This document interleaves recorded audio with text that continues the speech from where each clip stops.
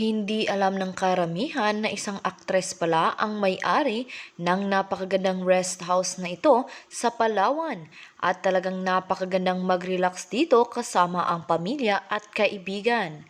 Kilalanin kung sino siya, kaya tutok lang dito sa Get in Touch.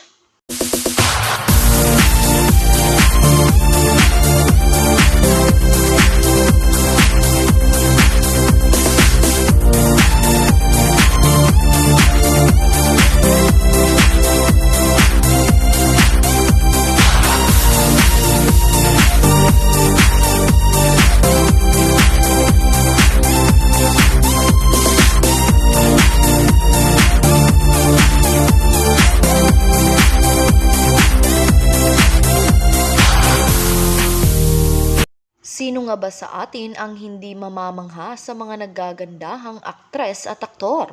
Kasabay dito ang mga naggagandahan nilang pag-aari tulad ng mga sasakyan, private helicopter at mga tahanan. Maliban sa mga bagay na ito ay mayroon din silang bakasyunan na talagang mapapahanga ka sa ganda nito at mapapahanga ka din kung saan ito matatagpuan. Tulad din nila ay ubod din ng ganda ang kanilang mga pinapagawa sa kanilang mga ari-arian na tila nasa ibang bansa ka kung ikaw ay makakapunta. Hindi din birong pera, tiyaga at sipag ang kanilang inilalaan upang makamit ang mga bagay na ito. Tulad na lamang ng isa sa mga sikat na aktres, mayroong napakagandang katawan at obod ng ganda, ito ay walang iba kundi si Katrina Halili. Ipinasilip ni Katrina ang isa sa mga paborito niyang puntahan na ari-arian at ito ay matatagpuan sa Palawan.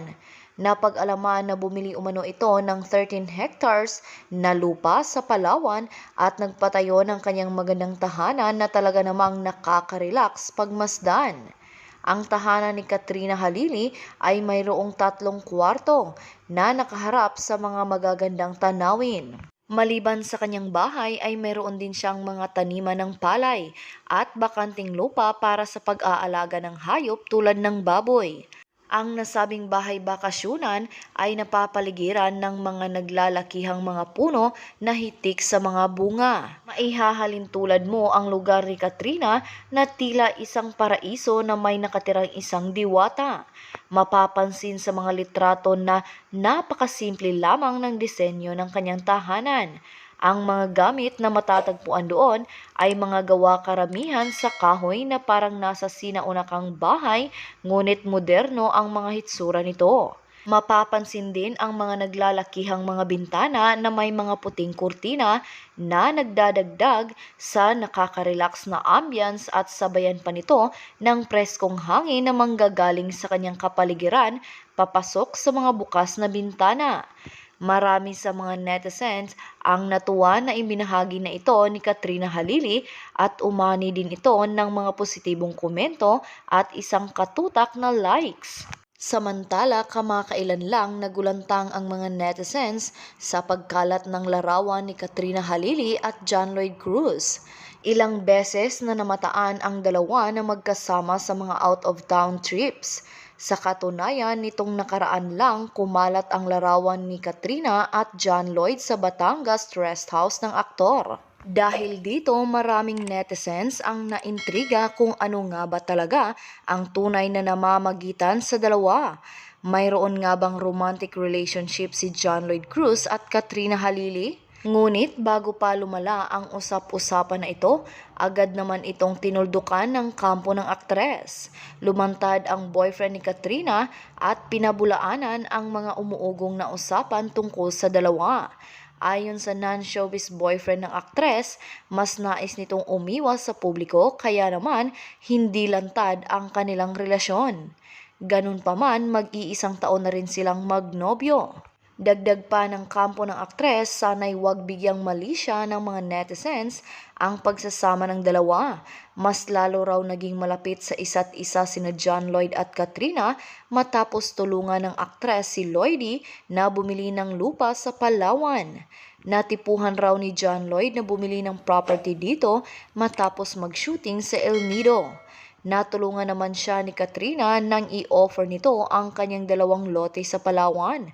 Balak di umano ni John Lloyd na magpatayo ng isang rest house dito.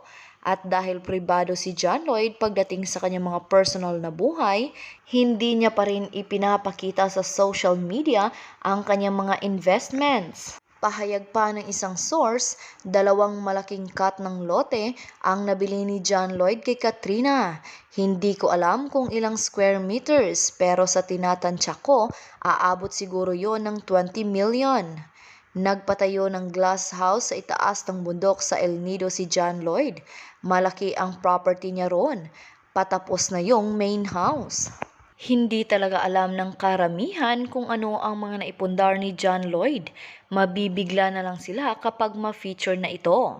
At sa issue naman patungkol kay Katrina at Lloydie, hindi talaga maiiwasan ang ganong issue dahil nga ay palaging nakikita sila sa social media at isang sikat na aktor si John Lloyd.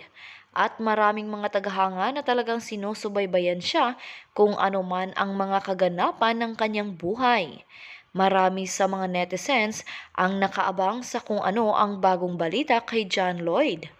Kaya naman hindi maikakaila na may issue talagang lalabas. At kung naaalala nyo na inihayag na rin ni John Lloyd na ready na raw siyang ma-inlove ulit nang tinanong siya ni Willie Revillame. Huwag na rin magtaka sa mga issue na iyan dahil kakambal na talaga yan ng kanilang buhay artista. Good luck na lang sa babaeng magiging kabiyak ni John Lloyd sa hinaharap. Sino kaya ang napakaswerteng babae na iyan? Aabangan talaga ng lahat. Ano ngayon ang inyong masasabi tungkol sa ating pinag-usapan? Huwag kayong mahiyang magbigay ng inyong reaksyon o komento sa comment section na ito. Kung ikaw at iyong kaibigan ay mahilig sa mga celebrity updates, ay huwag kalimutang mag-subscribe, i-like at i-share sa kanila para maging updated din sila. At ikaw din huwag kaligtaang pindutin ang bell button para lagi kang mauuna sa mga bago kong uploads na video.